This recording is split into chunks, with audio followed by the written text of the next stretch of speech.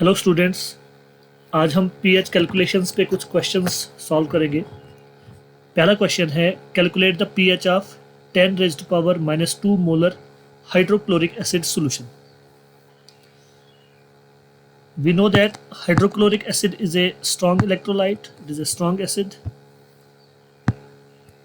It undergoes complete dissociation and forms H positive ions and Cl negative ions. And we also know that H positive ions exist in aqueous solution in the form of hydronium ions. अब हमने देखना है hydronium ions की concentration कितनी होगी। Since hydrochloric acid की concentration है 10 raised power -2 molar, तो हाइड्रोनियम आयंस की कंसंट्रेशन भी 10 रेज़्ड पावर -2 मोलर ही होगी, क्योंकि ये एक मोनोबेसिक एसिड है। मोनोबेसिक एसिड मीन्स कि एक मोल एसिड की अगर डिसोसिएशन होगी तो एक ही मोल H पॉजिटिव बनेंगे, और स्ट्रॉन्ग इलेक्ट्रोलाइट है तो पूरी डिसोसिएशन हो रही है, तो जितनी कंसंट्रेशन HCl की थी उतनी ही कंसंट्रेशन इस सॉल्यूशन में हाइड्रोनियम आयंस की भी होगी। अब पीएच कैलकुलेशन का formula, pH is equal to negative log of hydronium ion concentration.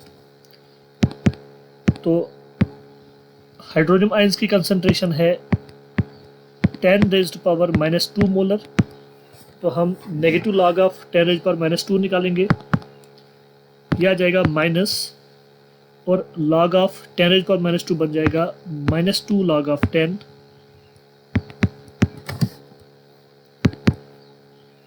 It is equal to +2 log 10। अब यहाँ पर जो लॉग है उस लॉग की बेस है 10, तो ये log 10 इक्वल टू 1 होगा। तो इस तरह से जो इस सॉल्यूशन का pH आ जाएगा वो होगा 2 × 1 दैट इज 2।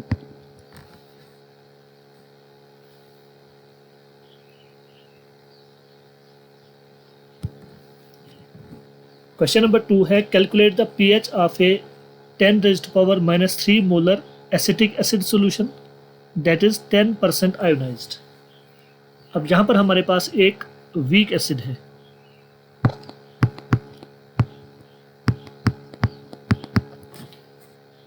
ये वीक एसिड है acetic acid. Acetic acid undergoes incomplete dissociation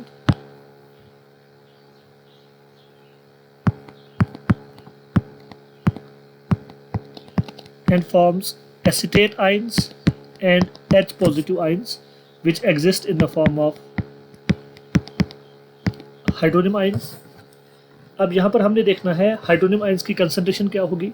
उसके लिए पहले तो हम देखेंगे एसिटिक एसिड की कंसंट्रेशन कितनी है।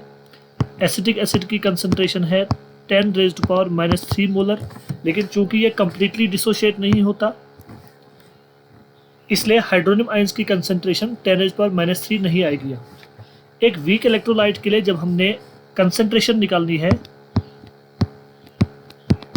तो हाइड्रोनियम आयन की कंसंट्रेशन आ जाएगी C × alpha. What is C?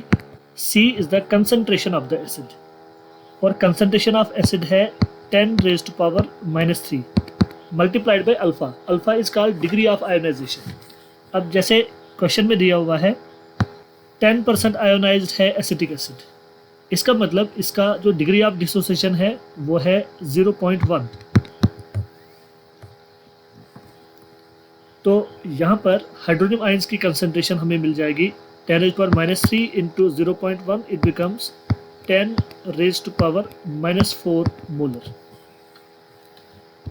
अब हाइड्रोनियम आयन की कंसंट्रेशन से हम कैलकुलेट करेंगे pH of solution.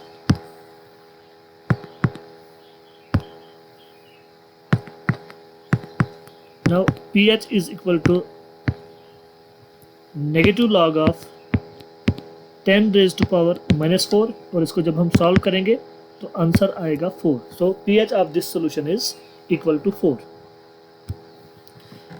Question number 3 है, calculate the pH of 0.0001 molar sodium hydroxide solution.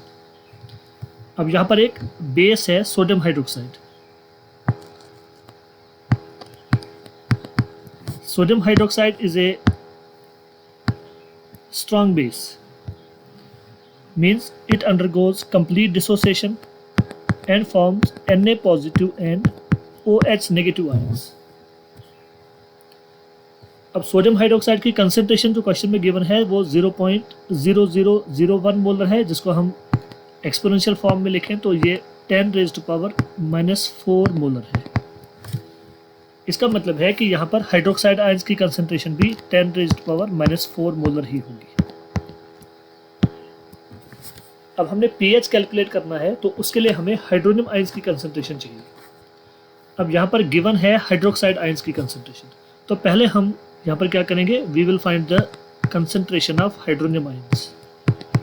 तो हाइड्रोनियम आयंस की कंसंट्रेशन फाइंड करने का फॉर्मूला है hydronium ion concentration is equal to KW divided by concentration of hydroxide ions.